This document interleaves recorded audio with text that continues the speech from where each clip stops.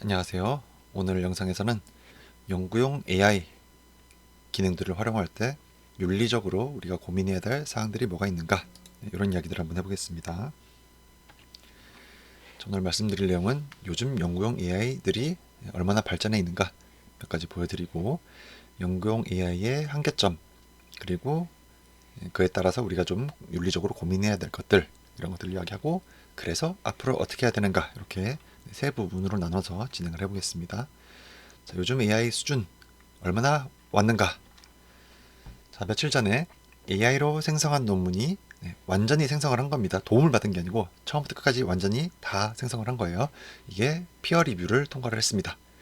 ICLR 2025 워크샵, 머신러닝 컨퍼런스 중 메이저 중 하나입니다. 거기에 이 사카나 AI라는 곳에서 만든 AI 사이언티스트 버전 2를 가지고 생성시킨 논문 3개를 투고를 했습니다. 이 오거나이저 쪽이랑 사전 협의도 하고 연구를 위한 IRB 같은 것도 다 통과를 해서 진행한 연구입니다. 그래서 그 3개의 논문 중에서 하나의 논문이 3명의 리뷰어 평가에서 6.3점을 받아서 어셉트가 되었습니다. 보통 6점을 넘어가면 어셉트를 한다고 보고 있고, 5점에서 6점 사이 정도면 이제 협의를 거쳐가지고 받아주는 그 정도입니다. 그리고 순위상으로는 이제 탑 45%, 그러니까 이것보다 낮은 논문이 55%가 있었다는 이야기죠. 그렇게 해서 그 결과를 이렇게 발표를 했습니다. 여기 사카나 AI 블로그에 올라와 있는 글을 한번 보시면 좋을 것 같습니다. 사카나 AI에서 만든 AI 사이언티스트가 뭐냐? 라지 랭귀지 모델을 이용을 해서 연구의 아이디어 플랜을 만듭니다. 그리고 관련된 그런 아이디어들이 실제로 이미 연구가 되어 있는지 노블티를 확인하기 위해서 세만틱 스콜라를 통해서 기존 퍼블리케이션과 자기가 생성한 아이디어를 비교를 합니다. 그래서 그 아이디어가 얼마나 노블한지, 얼마나 피지블한지 이런 것들을 평가를 해요. 그래서 그거를 이제 모아놓습니다. 이제 그 중에서 이제 하나를 선정을 해가지고 엑스페리멘트를 생성하는 템플릿에 집어넣어요. 그렇게 해서 에이더와 기타 등등을 이용을 해서 코드를 작성을 합니다. 그래서 이걸 가지고 실험용 스크립트를 작성을 해요.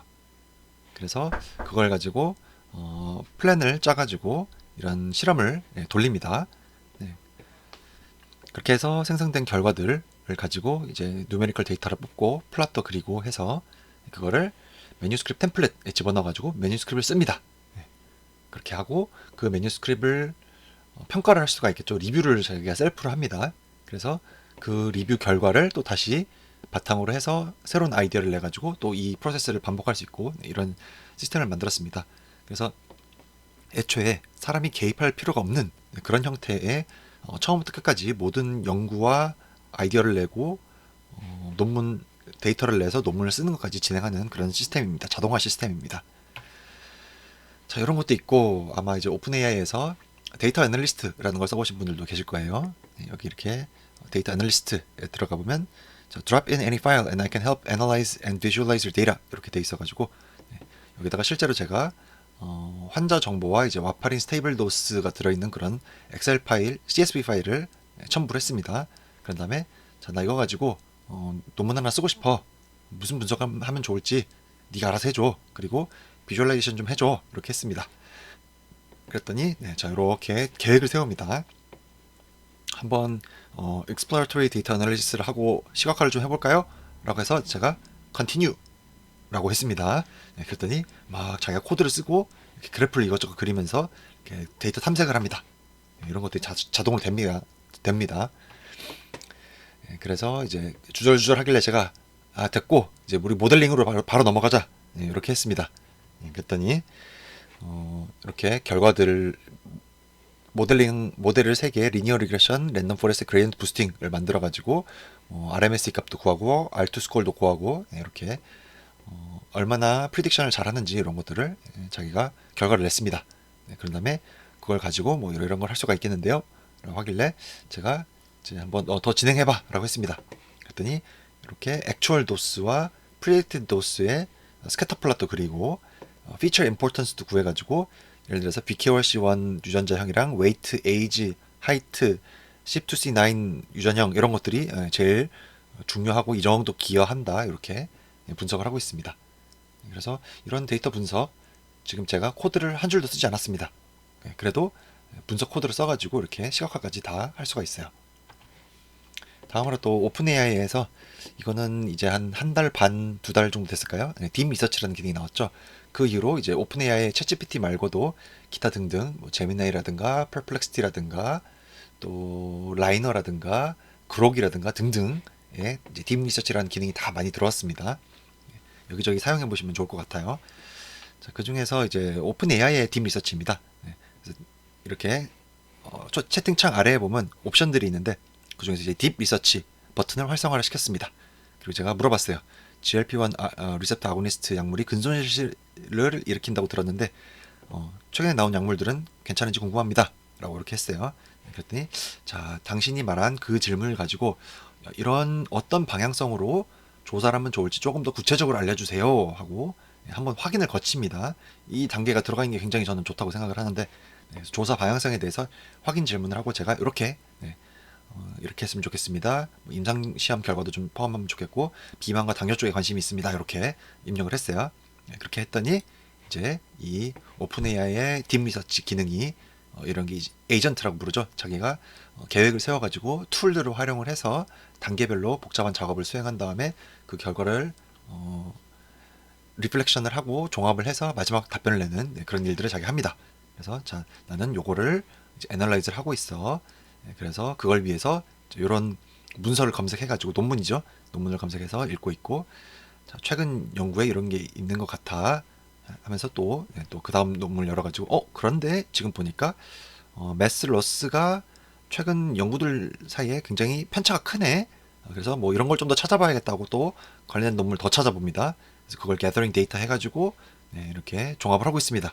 그래서 이런 걸 자기가 쭉 진행을 시킵니다. 그래서 채팅창에서 보통 우리가 채팅을 하면 즉답을 하죠. 즉답. 그런데 그리고 또 내가 또 뭔가 말을 시키면 또 바로 또 대답을 하고 그렇게 주거니 받거니 하는 방식인데 이거는 한번 일을 시켜 놓으면 얘가 뭐 5분에서 길게는 30분 수십 분 동안 얘가 혼자서 알아서 차근차근 단계별로 작업을 하게 됩니다. 그렇게 해서 지금 보니까 이제 4분 정도 걸렸네요. 이렇게 해서 조사하고 보고서를 작성을 했습니다.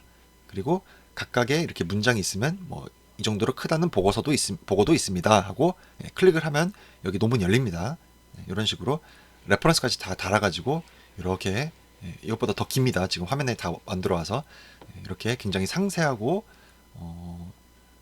넓은 범위를 조사하고 이걸 이렇게 헤더를 달아가지고 섹션별로 나눠가지고 잘 체계적으로 정리된 그런 보고서를 생성을 해줍니다.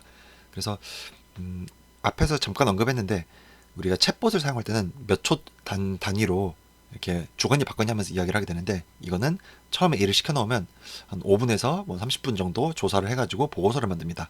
그러면 사람이 이거를 읽는데 몇 시간이 걸려요. 그런 페이스로 완전히 다른 페이스의 의사소통을 하게 됩니다. 그래서 앞에서 이런 식으로 뭔가 데이터를 가지고 데이터 분석을 하고 그래프를 그렸어요. 그런 다음에 이제 이 관련된 내용에 필요한 디스커션들이 있을 거 아니에요. 그 디스커션이랑 레퍼런스들을 이렇게 여기다가 자 이러이러한 걸 내가 하려고 하는데 이런 결과가 나왔어. 이거를 어떤 식으로 디스커션 부분을 적으면 좋을지 한번 자료 조사를 해줘 라고 하면 그 필요한 내용을 이렇게 아마 정리를 해줄 겁니다. 그리고 다시 이제 이 내용을 가지고 이걸 논문 형태로 고쳐줘 라고 하면 아마 꽤 잘 할 겁니다.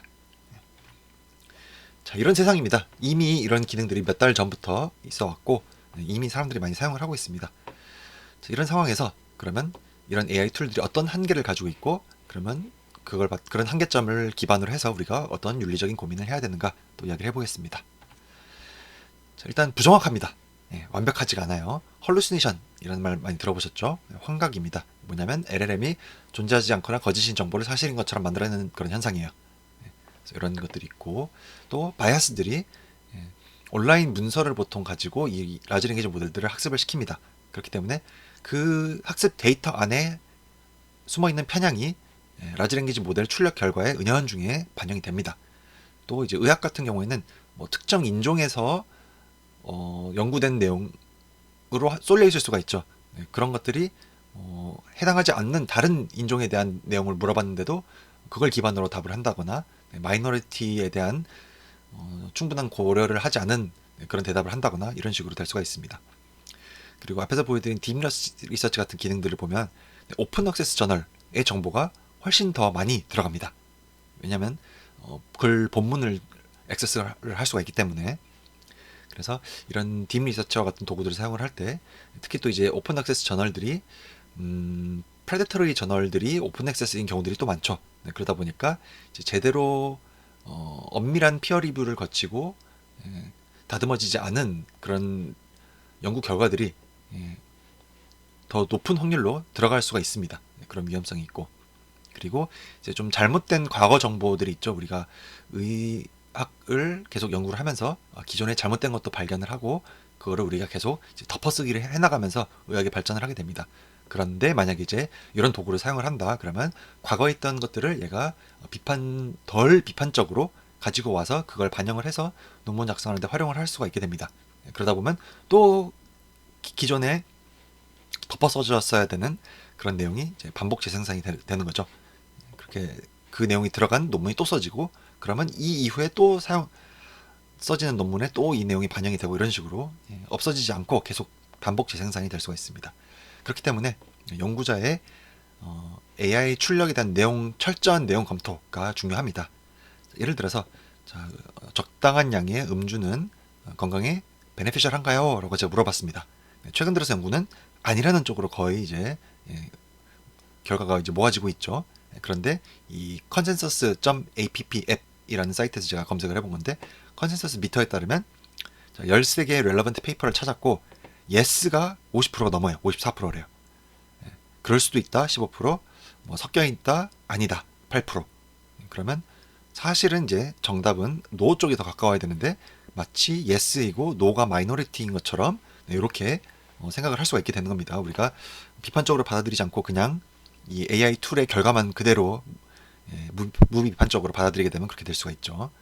그리고 이 헐루시네이션 같은 경우에는 이제 특히 이 의학적인 분야에서의 어떤 종류의 헐루시네이션들이 있는가, 여기 나와 있는 Medical Hallucination in Foundation Models and Their Impact in Healthcare라는 리뷰 논문이 있습니다. 이거 굉장히 내용 좋더라고요. 추천을 드리고, 어떤 것들이 있는가 5가지로 여기서 분류를 하고 있는데요.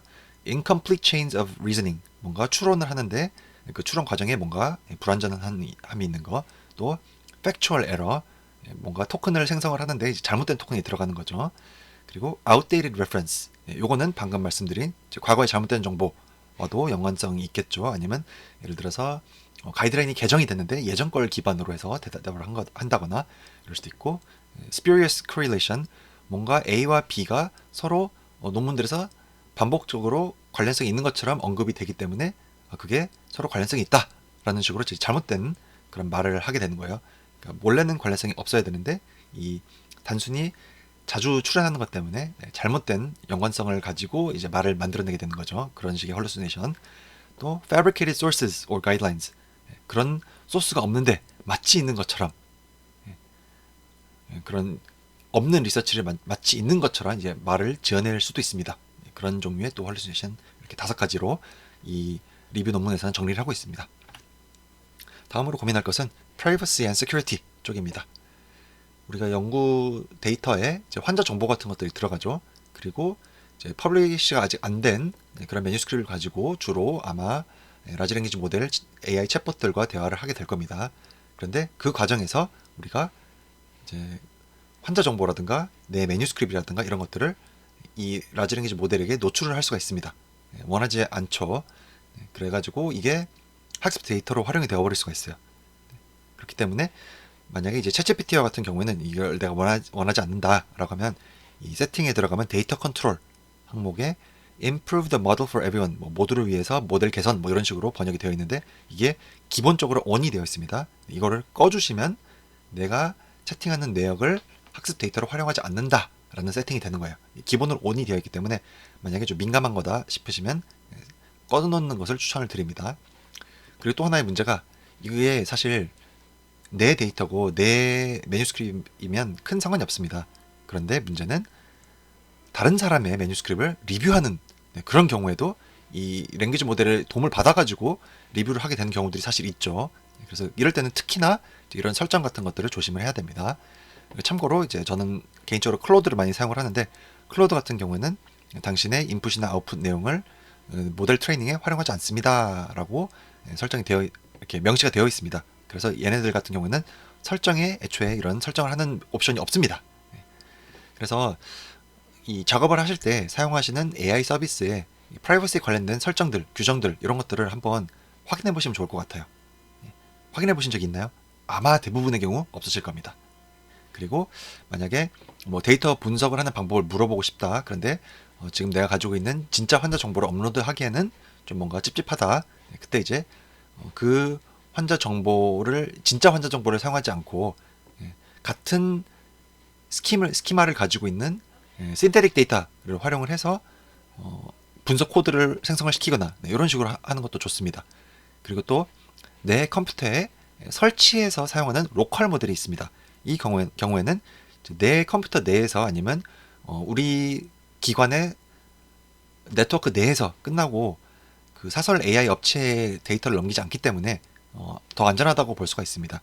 그래서 아마 연구용으로 환자 데이터를 이제 직접 뭔가 활용을 하는 경우에는 이제 로컬 모델을 많이 활용을 합니다. 혹시 관심 있으시면 올라마 OLLAMA라고 검색해 보시면 관련된 튜토리얼 같은 것도 굉장히 많습니다. 자, 다음으로 이 논문 출판하는 퍼블리셔들에서 AI 폴리시를 어떻게 가지고 있는가를 한번 볼까요? 이게 어떤 일이 있었냐면 2023년 1월입니다. 간호학 쪽 저널인데 여기 이제 에디토리얼이긴 한데 이걸 이제 챗GPT를 활용을 해서 이 에디터가 글을 적었습니다. 그래서 이 내용을 대부분 다 챗GPT에 적었으니까 챗GPT를 레스트 어서로 줬어요. 이렇게 해서 논문이 나갔습니다. 그랬더니 아주 난리가 났습니다. 그래서 그 난리 끝에 결국에는 이름이 빠졌습니다. 챗GPT 이름이 빠진 커렉션이 되었고, 그래서 이때 굉장히 많은 논의들이 오갔고 대강 이렇게 세 가지 정도의 항목으로 정리가 되었습니다. 첫 번째는 텍스트 제너레이션 툴을 사용을 하면 리포팅을 제대로 해라. 그래서 요즘 논문들 투고 규정을 보시면 AI 툴을 활용을 할 때 어떤 경우에 리포팅을 하고 어떤 식으로 해야 된다라는 것이 명확하게 대부분 다 나와 있습니다. 그래서 그대로 그냥 따라 하시면 됩니다. 고민 없이. 다음으로는 이 저자들이 페이퍼의 컨텐츠에 대해서 책임을 져라 이 말인데, 뭐냐면 이 라지 랭귀지 모델들이 헐루시네이션이 있다고 했죠. 이제 그런 것들을 제대로 검토하지 않고 이 논문 본문에 포함시켜 가지고 출간을 할 수가 있어요. 그럼 문제가 되는 거죠. 그런데 그 문제가 되는 것은 온전히 저자들의 책임이다. 라지 랭귀지 모델이 잘못했다라고 말씀하시면 안 된다는 거예요. 그리고 이 라지 랭귀지 모델 툴은 자기가 잘못된 내용에 대해서 책임을 질 수가 없죠. 그렇기 때문에 저자가 될 수 없다. 이런 식으로 챗GPT 이름 넣어서는 안 된다. 이런 말이 되겠습니다. 그래서 이런 규정들이 이 일이 있었던 게 2023년 1월이에요. 2023년 1월에 이미 2년 2개월 전에 이미 이런 것들 다 만들어졌습니다. 그래서 이 규정들대로 따라가시면 되겠습니다. 또 고민이 되는 게 표절입니다. 플레이저리즘 쪽이죠.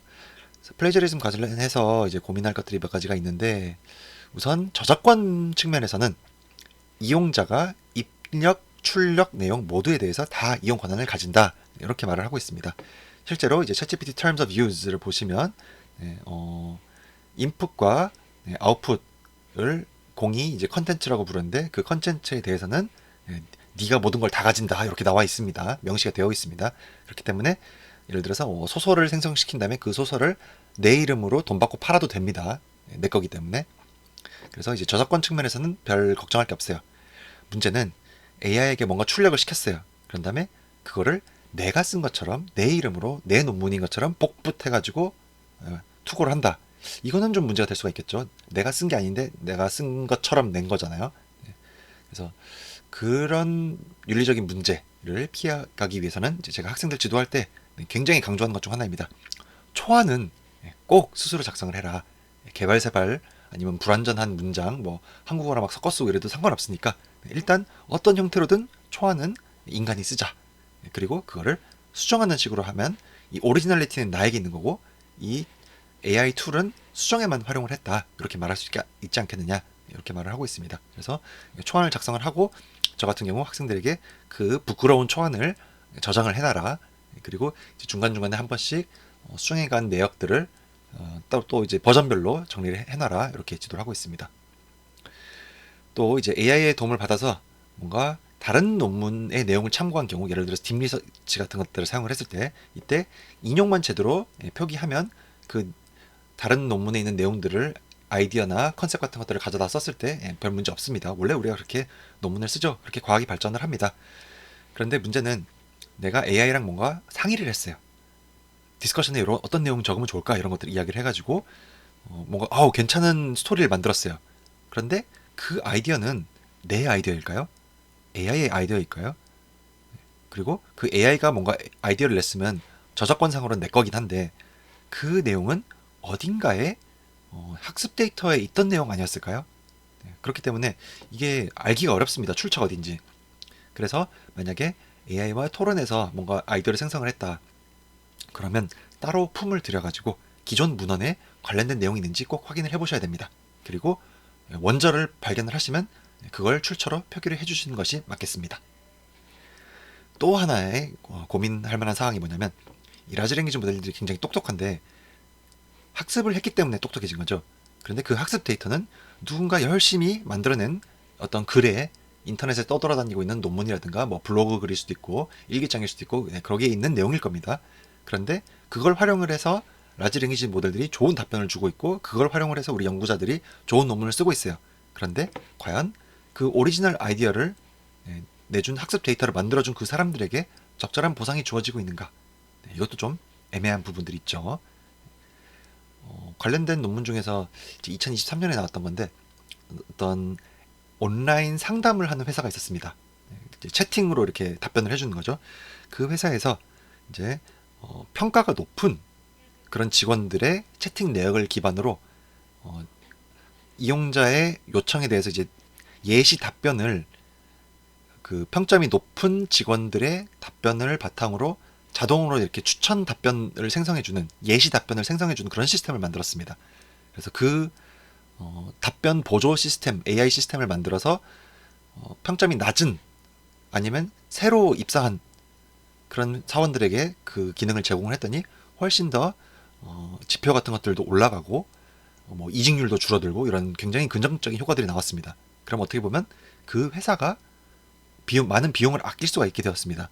그런데 그 소프트웨어를 개발한 회사에게는 적절한 보상이 돌아갔지만, 그 학습 데이터를 제공한 그 평점이 높았던 직원들에게는 따로 보상이 주어지지 않았어요. 그게 과연 윤리적으로 옳은 일인가? 이런 굉장히 복잡한 윤리적 문제들이 있을 수가 있겠습니다. 좀 고민이 필요하겠죠. 자, NEJM 저널에 시스터 저널이 딱 하나가 있습니다. NEJM AI라는 저널입니다. 2023년 12월에 새로 만들어진 시스터 저널이에요. 그래서 여기에 이제 첫 호에 에디토리얼이 실렸는데, 제목이 Why we support and encourage the use of large language models in NEJM AI submissions.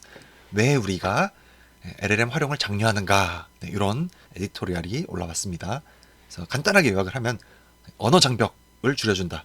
여기서 말하는 언어 장벽은 영어가 모국어가 아닌 우리 같은 사람들, 또 뭐 디슬렉시아라든가 어떤 언어 장애를 가진 그런 사람들이 제대로 된 영어 문장으로 의사소통을 할 수 있도록 도와준다, 이런 내용이고, 그리고 이제 연구와 논문 자체 매뉴스크립트의 질을 올려준다.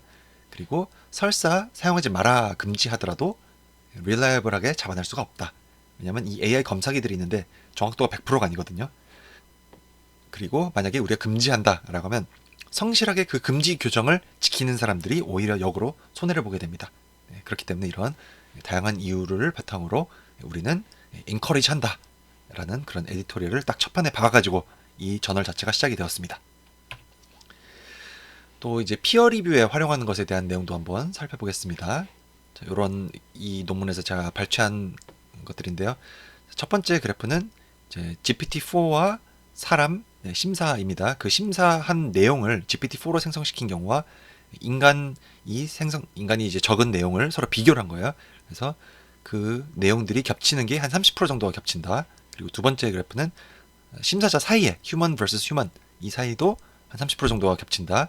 그리고 GPT-4가 생성한 게 어차피 뻔히 사람들이 매번 하는 그런 내용들을 생성시키기 때문에 이렇게 많이 겹치는 거 아니냐라고 해가지고 이제 논문을 바꿨습니다. 그러니까 A라는 논문이 있을 때 1번 심사자, 2번 심사자는 요만큼 겹치고 A라는 논문에 대해서 GPT-4가 만든 심사 내용과 휴먼이 적은 심사 내용을 비교해봤을 때 이 정도 겹치고, 그러면 이건 뭐냐면 B라는 논문에 대한 GPT-4가 적은 논문을 A라는 논문에 대한 휴먼의 심사 내용과 비교를 했더니 뭐 거의 0%더라. 그렇기 때문에 이제 그냥 뻔한 소리를 적기 때문에 겹치는 게 아니고 진짜로 그 논문에 해당하는 스페시픽한 내용을 적는데 요만큼 겹치는 거다라는 그런 결과입니다. 그래서 네이처 저널들 중에서 이 심사 내용을 공개를 하는 저널들이 몇 개가 있습니다. 그 내용을 활용을 했고, 또 앞에서 잠깐 언급한 이제 ICLR이라는 머신러닝 컨퍼런스, 여기도 오픈 리뷰 시스템을 이용을 해가지고 전부 다 리뷰 과정들 다 공개를 합니다. 그렇기 때문에 이제 이런 연구를 할 수가 있게 되는 거죠. 이제 비슷한 결과가 나왔습니다. 그래서 GPT-4를 이용해서 논문 심사 내용을 작성을 시키더라도 휴먼과 휴먼 사이에와 비슷한 그 정도 수준의 유사도를 가진 그런 심사 내용을 적을 수가 있다. 그래서 그 내용을 이제 좀 정성적으로 분석을 해봤습니다. 어떤 내용들을 구체적으로 적는가.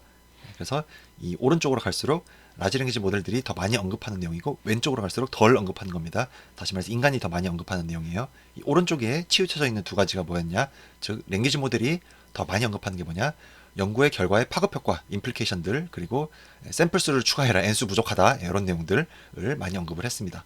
그러면 이제 인간이 더 오리지널하게 많이 언급하는 것들, 라지 랭귀지 모델이 언급을 잘 못하는 것들, 연구의 노벨티에 대한 내용들, 또 에블레이션 실험 뭐 이런 것들을 제거했을 때 뭐 퍼포먼스가 떨어지는가 이런 것들 확인하는 거, 그리고 중요한 사이테이션이 빠졌네요, 이러이러한 내용은 레퍼런스를 달아주셔야죠, 이런 것들.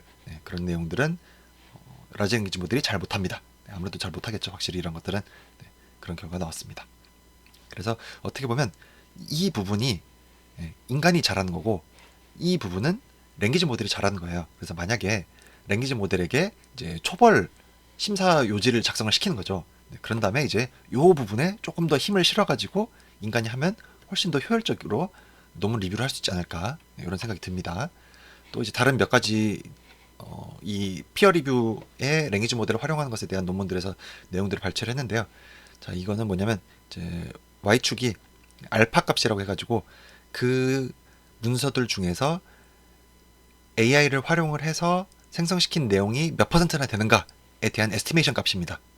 그래서 다이버전트 리뷰와 컨버전트 리뷰, 그래서 이 리뷰 내용들이 공개가 되어 있는 여러 가지 컨퍼런스들이 있는데, 거기에 하나의 논문에 대해서 논문의 리뷰 내용을 엠베딩을 만들어 가지고 그 엠베딩이 센트럴 쪽에 있는 거, 센트로이드에 있는 거, 이제 그런 것들이 이제 컨버전트한 거고, 이제 그거 말고 이제 좀 내용이 약간 다르면 바깥쪽에 가겠죠, 분포가. 그래서 그 다이버전트한 리뷰의 경우에는 이제 이 알파 값이 낮게 나오고, 컨버전트한 경우, 그러니까 어떻게 보면 좀 더 평균에 가까운 그런 의견들의 경우에는 알파 값이 높았습니다. 다시 말해서 호모제나이제이션 이펙트라고 이 저자들이 표현을 하고 있는데, 이 AI를 통해서 리뷰 내용을 작성을 시키면 평균적인 내용을 적게 된단 말이에요. 그런데 이 과학의 발전이라는 게 어떻게 보면 조금 색다른 시각에서 많은 연구자들이 이렇게 의견을 제시를 해서 이제 그것들이 합쳐져 가지고 뭔가 또 새로운 아이디어도 나오고 새로운 방향성이 개발이 되고 그렇게 되는 건데, 이렇게 AI를 활용을 많이 하게 되면 점점 더 이제 컨버전트한 쪽으로 리뷰가 치우쳐지게 되지 않느냐, 이런 결과가 나왔습니다. 다음 또 연구 굉장히 재밌는데요. 이 제목이 재밌어요. The AI Review Lottery. 복권이래요, 복권. 왜 그러냐면 이 ICLR 2024의 리뷰 내용을 분석을 해봤더니 약 15% 정도가, 15.8% 정도가 AI의 도움을 받은 그런 리뷰 내용인 것 같다. AI 검사기를 이용을 했습니다. 그리고 AI의 도움을 받은 것으로 평가가 되는 그런 리뷰 내용, 리뷰 결과를 보면 약 53.4%에서 사람이 준 점수보다 더 높은 정량적인 점수가 나왔다. 이 점수는 1점부터 10점까지 주게 되어 있습니다. 그래서 점수가 같을 수도 있고 높을 수도 있고 낮을 수도 있는데, 높은 경우가 53.4%에서 더 높았다. 그리고 한 명이라도 AI의 도움을 받은 리뷰가 끼어 있는 경우, 그리고 그러지 않은 경우를 비교를 해봤을 때 이제 보더라인 패스, 보통 6점 이상이면 패스를 시킨다고 했죠. 그래서 5점에서 6점 사이면 보더라인입니다. 이 페이퍼들 5점에서 6점에 걸쳐 있는 그런 페이퍼들의 경우에는 만약에 AI 리뷰가 리뷰어로 끼어 있는 그런 경우에는 4.9%포인트 더 높은 확률로 어셉트가 되더라. 그렇기 때문에 만약에 내가 논문을 투고를 했는데 그 리뷰어 중에 AI를 사용한 리뷰어가 끼어 있어요. 그러면 나는 복권에 당첨된 거예요. 왜냐면 어셉트가 될 확률이 더 높아지거든요. 이런 굉장히 재밌는 결과가 나왔습니다. 그래서 호모지나이제이션 이펙트가 있고 AI의 도움을 받은 경우에 유의미한 수준으로 어셉트가 더 잘 된다. 이런 면들에서 과연 윤리적으로 이게 사용하는 게 맞나 좀 고민을 해볼 필요가 있겠죠. 자, 그래서 마지막입니다. 앞으로 어떻게 해야 되는가? 네. 만약에 이제 기관에 계신 분들이 연구자들에 대한 교육이라든가 아니면 저널의 리뷰 아니면 저자들에 대한 투고 규정 이런 것들을 만약에 결정을 하실 때 좀 고려해야 될 사항들이 있습니다. 우선 AI 검사기 정확하지 않습니다. false positive, AI를 안 썼는데 썼다고 하는 거, false negative, 썼는데 안 썼다고 하는 거 이런 것들 많이 있습니다. 그리고 특히 false positive는 영어가 모국어가 아닌 사람들 그리고 앞에서 잠깐 언급했는데 이런 언어 장애를 가지고 있는 사람들 그런 사람들의 문장이 이제 어떻게 보면 굉장히 정형화되고 규격화되고 뭐랄까 네이티브의 경우에는 이렇게 문장 구조들이 굉장히 자유롭거든요. 자유분방하거든요. 그런데 이제 영어를 글로 배운 그런 사람들, 우리 같은 사람들의 경우에는 문장이 굉장히 단조롭고 틀에 박힌 그런 형태로 쓰게 됩니다. 그래서 AI가 쓴 걸로 잘못 검출이 될 수가 있어요. 그런 연구 결과들이 나와 있습니다. 그렇기 때문에 false positive는 굉장히 억울하죠. 난 열심히 힘들여서 영어로 논문을 썼는데 그리고 AI를 사용하지 않았는데 AI를 썼다고 검사 결과 나와버린 그런 결과가 있을 수가 있습니다. 그리고 AI를 썼다라는 말 자체가 굉장히 모호합니다. 대피를 시킬 수도 있죠. 자, 이러이러한 내용으로 논문 적어줘 라고 할 수도 있고 아니면 내가 다 적고 이거 문법만 좀 체크해줘 할 수도 있습니다. 근데 둘 다 AI를 썼다라고 표현을 하게 될 거예요. 그렇기 때문에 그리고 그러면 몇 프로를 쓰는 걸 허용을 해줄 건데 이것도 애매합니다. 그렇기 때문에 이렇게 애매모호한 그런 영역이 많기 때문에 딱 칼로 잘라서 이건 되고 이건 안 돼 이렇게 규정하기가 어렵습니다. 그리고 우리는 지금 과도기에 있습니다. 시간의 흐름에 따른 변화가 급격하게 일어나고 있어요. 앞에서 말한 여러 가지 불완전한 점들이 있었죠. 그런 것들이 있긴 하지만 할루시네이션이 있다, 잘못된 정보 가져온다 이렇게 말씀을 드렸는데 갈수록 더 정교한 결과가 나올 겁니다. 그리고 우리 워드 타이핑 하다 보면 간단한 오타는 자동으로 수정을 해주거든요. 문법도 자동으로 간단한 거 has를 have로 고쳐준다거나 이런 것은 자동으로 됩니다. 그런데 그 기능이 앞으로 AI가 인테그레이션이 되면서 문장 수준에서 아니면 심지어 문단 수준에서 어색한 부분 자동 수정하기 버튼 이런 거를 딱 누르면 자연스럽게 우리가 고칠 거예요. 그리고 이거를 우리가 AI 툴을 썼다라는 생각을 하지 않고 사용을 할 수도 있습니다. 그래서 앞으로는 점점 자연스럽게 숨 쉬듯이 사용을 하게 될 겁니다. 그렇기 때문에 이건 되고 저건 안 되고 쓰면 안 돼 이런 것들이 아마 점점 어렵게 될 겁니다. 그리고 이제 올바른 사용법에 대한 교육이 필요하다고 생각을 합니다. 그런데 문제는 AI 쓰면 안 돼 라고 하면 쓰면 안 돼. 그런데 사실 잘 쓰려면 이렇게 써야 돼 라는 교육을 할 수가 없습니다. 앞뒤가 안 맞죠. 그렇기 때문에 AI 사용을 금지하는 건 사실 어렵고 사용을 허용을 하되 베스트 프랙티스를 교육을 하는 것이 맞다고 생각을 합니다. 개인적으로. 논문 작성을 할 때 인간의 입력을 충분히 집어넣고 오리지널리티를 충분히 인간이 가져가는 형태로 사용을 하시고 그리고 최종 검토를 꼭 해야 된다. 특히 이제 이런 AI 툴들의 약점들에 대해서 미리 알려주면 거기에 더 집중을 해가지고 검토를 할 수가 있겠죠. 그리고 또 특히 리뷰에 활용하는 그런 경우에는 피어 리뷰에 활용할 때는 본의 아니게 남의 저널, 남의 페이퍼 내용을 AI 툴의 학습 데이터로 활용되지 않도록 입출력 내용을 학습 데이터로 활용하지 않는 툴을 이제 화이트 리스트를 제공을 한다거나 포지티브한 리스트를 제공을 한다거나 아니면 이제 설정하는 방법을 학습 데이터로 활용하지 않도록 설정하는 그런 방법을 알려준다거나 이런 식으로 교육을 하는 것이 좋겠습니다. 그리고 이거 엊그저께 나온 논문인데요. AI 에이전트 시대가 오고 있습니다. AI 에이전트가 앞에서 보여드린 그런 AI 사이언티스트라든가 딥 리서치라든가 데이터 애널리스트라든가 이런 식으로 우리가 굉장히 간단하지만 오래 걸리는 그런 일을 시킬 수가 있습니다. 나 이거 분석해줘 이런 식으로 일을 시키면 얘가 툴들을 활용을 해가지고 코드 작성하고 실행시키고 이런 것들을 해가지고 분석도 하고 그림도 그려주고 다 합니다. 그런 식으로 계획을 세워서 툴을 활용해서 내용을 조합해가지고 최종 답변을 내놓는 그런 툴들을 우리가 이제 AI 에이전트라고 부릅니다. 이런 것들이 이제 점점 오고 있습니다. 이건 뭐냐면 X축은 연도입니다. Y축은 그 모델이 성공할 수 있는 50% 이상의 확률로 성공할 수 있는 작업이 있으면 그 작업을 사람이 하는데 걸리는 시간입니다. 다시 말해서 이제 GPT-2, 우리가 챗 GPT가 나온 게 챗 GPT 3.5거든요. 네, 근데 이제 그 예전 모델입니다. GPT-2 같은 경우에는 이제 사람이 한 3초 만에 할 수 있는 그런 일을 얘가 한 절반 정도 확률로 성공을 할 수가 있는 거고, 이제 그것보다 더 오래 걸리는 어려운 일들은 얘가 성공을 못 하는 거예요. GPT-3는 몇 분인가 한 10분 정도 되려나요?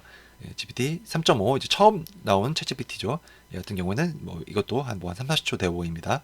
가장 최근에 나온 O3는 아직 반영이 안 된 것 같고, 이제 클로드 소넷 3.7 같은 경우는 1시간 정도 됩니다.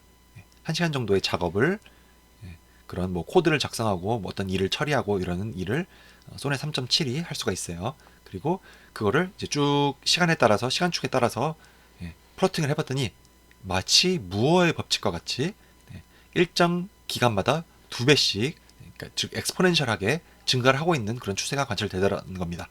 그래서 이 METR이라는 곳에서 연구한 결과가 뭐냐면 더블링이 일어나는데 얼마나 자주? Every 7 months, 7개월마다 얘가 할 수 있는 일이 2배가 된다.